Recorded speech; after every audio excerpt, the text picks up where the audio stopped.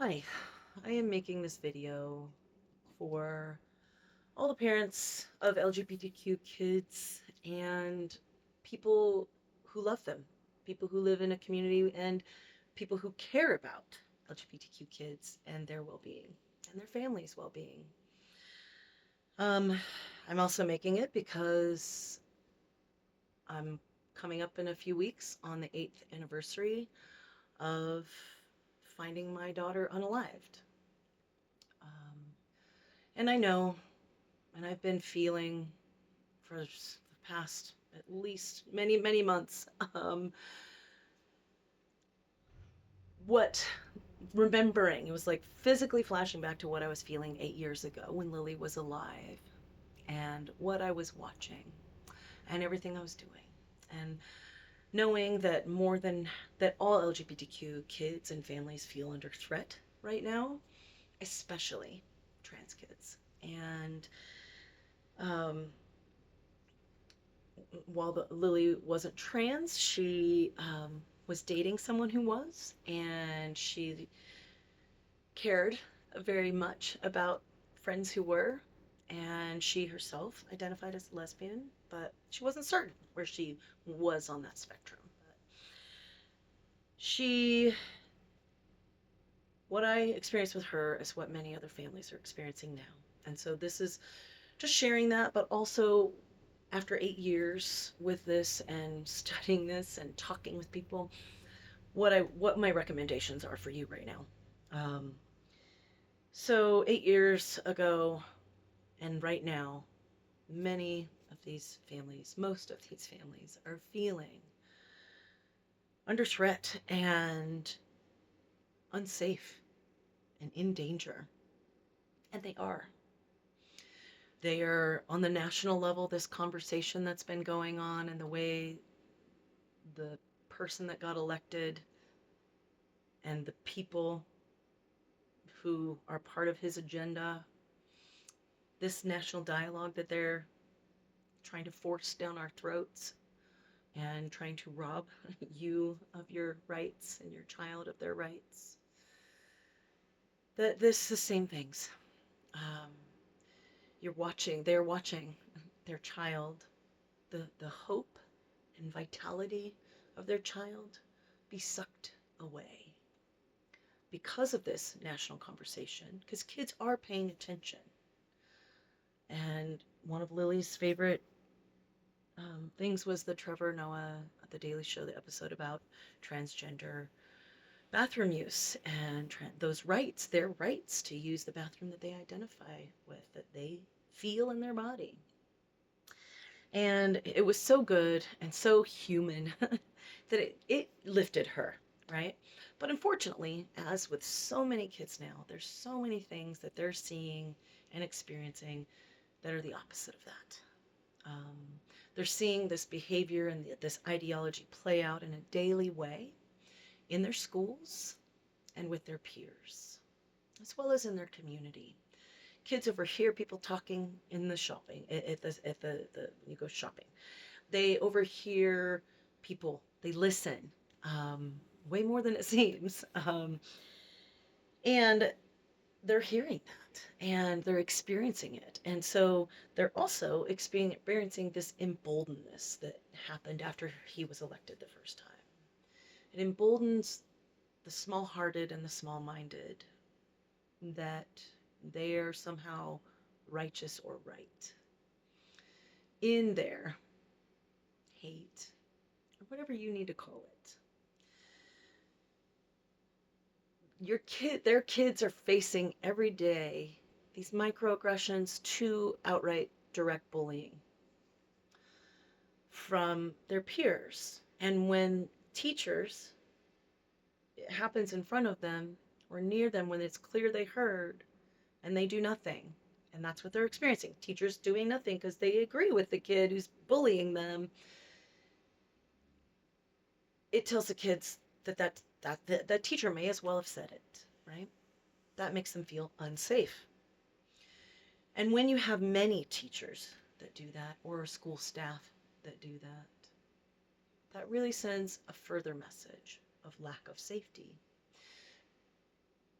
when the culture of the school embodies that, and there is a known sense that there's no sense in reporting it because they'll not do anything to protect you, they're unsafe. And so many of these families, they're experiencing this every day. And all of those events at school serve to suck the literal life out of children. I'm not being hyperbolic. I watched Lily. I watched her go from the bright, like just beaming her that she was. I watched her diminish and shrink. And I watched that vitality and that joy and that hope get sucked out of her. What was doing that? What she was seeing and experiencing every day, both in school, in the community, and on the national level. So this is what these parents are addressing and they're living with. And so if you live in a state, in a place where, number one, if they're not doing surveys, your kid's not safe. If they're not addressing them actively and addressing bullying actively, according to those surveys, your kid's not safe. If it's a state like Utah where they will not allow restorative justice to be mandated because it includes therapy as part of it, so they won't mandate therapy, your school's not doing anything about bullying. They're not helping the bully. They're not helping your kid. They're not helping any victim. They're not helping people who see it, any witnesses. They're not helping anyone in the community, right? By not addressing this, because when people bully, they need help. When people are bullied, they need help. When people witness bullying, they need help. So people who allow bullying need help, right? So if you're in a red place, it's way more likely that you are experiencing these things. It's way more likely that your school is ineffectively dealing with bullying. It's almost 100% likely that your school is not addressing LGBTQ kids' safety and sense of well-being. And so, and again, if you're in a very religious community, I'm sorry, there's no hate like Christian love. And that is a quote I heard from someone on an interview who was trying to help people in his own family and community to understand. And this is not to say that all Christians hate and that all Christians are embodying this hate and acting in this hateful way or believing these hateful things. But those that don't are sadly in the minority.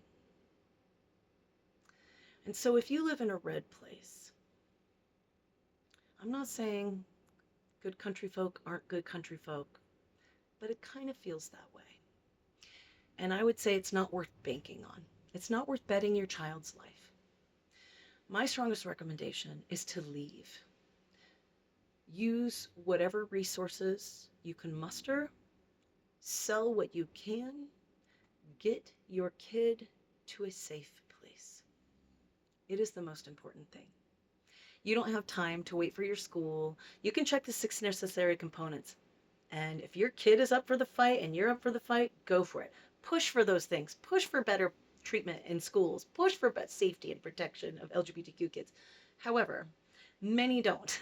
So if your kid's struggling and doesn't feel safe, then leave. At minimum, homeschool them until you can leave. But you don't have time to wait for your community to find goodness in their hearts, to find love in their hearts, to expand and grow their mind, to be able to conceptualize of other people's rights and their other people's right to well-being. You don't have time to wait. I wish I had left. Lily asked me to leave. My biggest regret is I didn't. Biggest regret. I wish I had also pulled her from school. And I'm not being hyperbolic. I do. I feel she would be alive 100% if I had done one of those two things. Pulled her and homeschooled her or moved. And I didn't feel like I could do either at the time. And I'm sure most of the parents living in these places where they are in danger, literally, because they are unsafe and unprotected. You may not feel like you can, but be willing to reach to those who you know your kid is safe with, enlist the help of others to be able to homeschool them, enlist the help of others to get to a safe place to move. You will never regret not gambling your kid's life. You will never regret not risking it. I had a false sense of hope in her safety. I should not have. And so I'm encouraging you, if you live in any of these, if you live in a red place, if you live in a rural place, if you live in a red state, leave. Move to a blue city, move to a blue state. Unfortunately, rural places, it's kind of like Christianity. I think it has to do with religion playing such a strong role in rural communities. I've always loved rural places. I grew up in them. I've always saw myself living in those places. But I have found that there are some good-hearted people, good, big-hearted, big-minded, that care and love and want to protect in those places. They are in the minority. And sadly, they're not loud enough to overshadow what's being spewed from these Project 2025 people and from the Republicans. So I can make that a blanket statement, and it is 100% my best advice to you. Other people may say, oh, just try this, just try that. Don't wait. Don't gamble. Don't have false hope, and don't put it off. Things got worse for Lily. I watched it get sucked out. Things got worse after he was elected. For these kids now, today, who are alive, it has gotten worse for them since he's been elected. And it will get even worse once he takes office. And that's what happened. That emboldenedness for hateful behavior and speech only got louder and more amplified after he took office. This will happen for your kids. And this is because it is a pattern that exists in our country. So get your kids to a blue city, to a blue town, to a blue state. Preferably a blue state, because honestly, when on the state level, they can dominate and regulate what schools can and can't do. And blue states are way more likely to have regulations that will actually keep kids safe.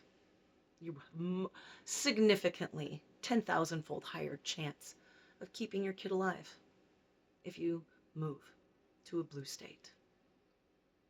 And there's no fault, there's no shame, and no one else has to understand. This is about you and keeping your kid, being able to hug them, not having to, as I am currently building a memorial site for her, not having to make videos like this, not having to feel the weight of all these parents that are going through it right now and the terror that they're feeling. So take the power you do have and choose to leave for your kid. That, I'm certain, is what Lily would say as well. So if you want to keep your kid, sacrifice what you have to, endure and spend whatever, dig to the deepest pit of things you can draw on to get your kid out of there and get them to a safe place. And sadly, yeah, they're not necessarily safe in the country right now, but they might make it if you can take them to a blue state. I strongly recommend Colorado and Oregon. They're two of my favorites in terms of how they treat LGBTQ kids. So just go. You won't regret it. You truly won't. You may be like, oh, I can't know if it helped or if they would have died, but I guarantee you, you will only regret it if you don't and you lose them. That is an impossible regret to live with, and I don't wish that on anyone else. please, if it's you or if you love and care about someone who has LGBTQ kids, help them. It is life and death. It is imminent. It can't be, you can't wait. It has to happen now. If you don't know who to help, contact your local LGBTQ center. Ask if there's a family that needs assistance in getting out of there. If there's not one, contact the Trans Pipeline. They're based at young kids in, they're not kids, I mean, they're in their 20s, in Denver area, helping people go from red places to Denver. Find those resources. They are out there. And if you're in the place to give, this is the time.